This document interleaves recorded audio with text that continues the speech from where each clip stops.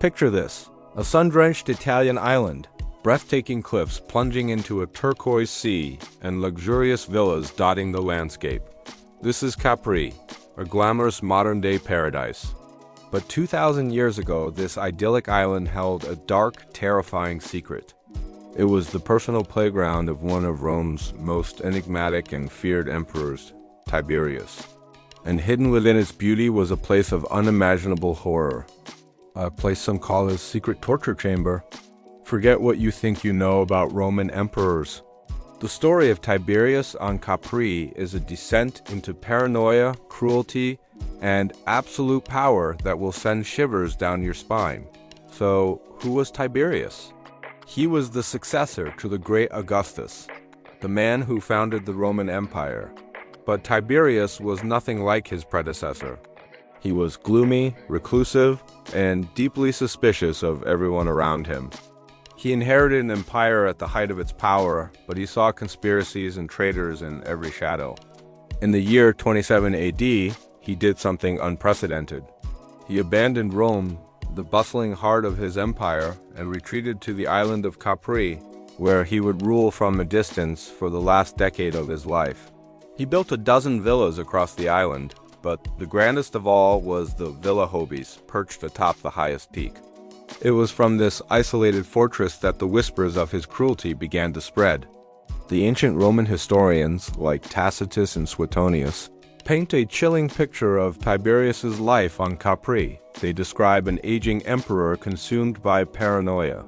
He feared assassination, he feared betrayal, and most of all, he feared the powerful senators and elites back in Rome. To maintain his grip on power, he relied on a network of informants and his ruthless Praetorian prefect, Sejanus. Accusations of treason, or maestas, became his weapon of choice. A careless word, a poorly judged joke, or simply being too popular could earn you a one-way trip to Capri. And once you arrived, there was often no escape. Now, let's talk about the so-called torture chamber. High on the cliffs of Capri, not far from the ruins of Villa Jovis, there is a sheer drop of nearly 1,000 feet. It's known today as Salto di Tiberio, or Tiberius's Leap. According to legend and the accounts of ancient writers, this was Tiberius's final judgment seat. Those who had displeased the emperor, those who had been summoned to the island and found guilty in his kangaroo courts, were brought to this terrifying precipice. Suetonius tells us that after prolonged and inventive tortures, the condemned were hurled from this cliff into the sea below. But the horror didn't end there. To ensure no one could survive the fall, a group of sailors waited in boats among the rocks below. Their grim task was to beat the broken bodies of the victims with oars and boat hooks until they were certain every last one was dead. Imagine the terror. Being dragged to the edge of that cliff, looking down at the churning waves so far below, knowing the agonizing death that awaited you. This wasn't just execution. It was a spectacle of cruelty designed to send a clear message to anyone who dared to challenge Tiberius' authority. Who were these victims? They weren't common criminals. They were senators, noblemen, former friends, and even family members. Anyone Tiberius perceived as a threat. He developed, as Suetonius says, a mania for cruelty. He had a workshop of sorts, a place where new and horrifying methods of torture were devised. One story tells of a poor fisherman who, wanting to present the emperor with a particularly large fish, climbed the treacherous path to the villa. Startled by the unexpected visitor, the paranoid Tiberius ordered his guards to scrub the fisherman's face with the fish until his skin was raw. The fisherman, in his agony, cried out that he was glad he hadn't brought the even larger crab he had also caught. Hearing this, Tiberius had his face torn apart with the crab as well. This story illustrates the emperor's unpredictable and sadistic nature. It wasn't just about political purges. It was about inflicting pain for his own twisted pleasure. Now, we have to ask, how much of this is true? Modern historians often urge caution. The primary sources, Tacitus and Suetonius, were writing decades after Tiberius' death and were part of the senatorial class that despised him. They had every reason to portray him as a monster. Was the torture chamber real? Was Tiberius's leap a literal execution site, or just a dramatic story to slander a hated emperor? The archaeological evidence for a dedicated torture chamber is thin. However, the political reality of his reign is undeniable. Tiberius did orchestrate a reign of terror from Capri. The treason trials were real. The executions were real. Prominent Romans were indeed killed on his orders.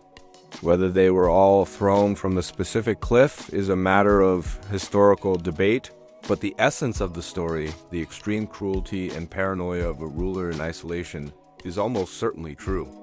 Let's explore the psychology behind this.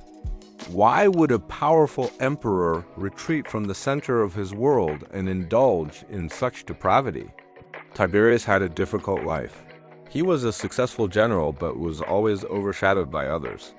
He was forced into a loveless marriage and then forced to divorce the woman he truly loved. He was sidelined by Augustus in favor of other heirs, who then died, leaving Tiberius to take the throne almost by default. He felt unwanted and unloved.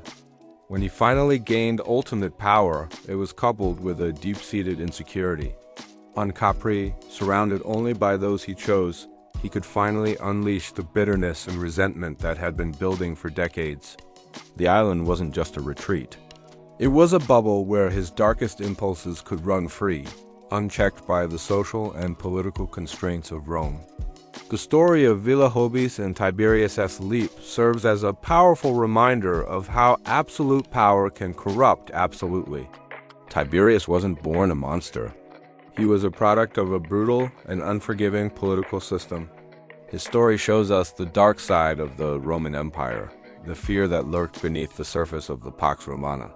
It's easy to be captivated by the glory of Rome, the legions, the aqueducts, the Colosseum. But we must also remember the darkness, the paranoia, the political purges, and the emperors who ruled not through respect but through terror. The whispers from Capri tell a story not just of one man's cruelty, but of the fragility of civilization itself, and how quickly a paradise can be turned into a private hell. Today, you can visit the ruins of Villa Jovis. You can stand on the edge of the cliff and look down at the sea. It's beautiful, peaceful even. But if you know the stories, you can almost hear the echoes of the past. The screams of the condemned, the cold laughter of the emperor, and the crash of waves that hid so many terrible secrets. Tiberius's reign of terror eventually ended with his death, but the legend of his cruelty on Capri lives on, a chilling warning from history about the dangers of unchecked power and the darkness that can hide in the most beautiful of places. What do you think? Was Tiberius a misunderstood ruler slandered by his enemies? Or was he truly the monster the ancient writers claim he was? Let us know your thoughts in the comments below. Thanks for joining us on this journey into one of history's darkest chapters. If you found this story as fascinating as we did, don't forget to like this video and subscribe to our channel for more deep dives into the hidden corners of the past. Ring that notification bell so you never miss an episode. Until next time, stay curious.